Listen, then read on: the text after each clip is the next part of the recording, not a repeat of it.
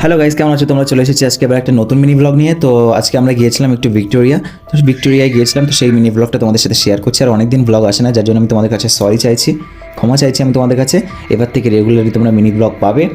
আর এর পুরো ফুল ব্লগটা আমার চ্যানেলে আছে, তোমরা যাও গিয়ে ফটকসে দেখে নাও যারা যারা এখনও দেখোনি। আর অনেকটাই ভিডিও, লং ভিডিও ছাড়া হয়ে গেছে, চ্যানেলে আছে, যাও তোমরা দেখে নাও। আর মিনি ব্লগ অনেকদিন আসেনি, তার জন্য আমি ক্ষমা চাইছি। তো তারপর আমরা কলকাতায় হাঁটতে হাঁটতে রাস্তা দিয়ে তারপর আমরা পৌঁছে যাই একদম পুরো ভিক্টোরিয়ায় গিয়েছিলাম আমরা।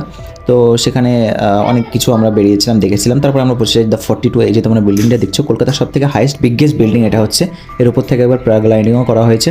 তো তারপর আমরা হাঁটতে হাঁটতে নুড়ি পাথরের উপর দিয়ে পৌঁছে যাই ভিক্টোরিয়ার মধ্যে। আর ভিক্টোরিয়ার পাশ থেকে ওই বিল্ডিংটা পুরো দেখা যায়, কলকাতার সব থেকে বড় বিল্ডিং যেহেতু।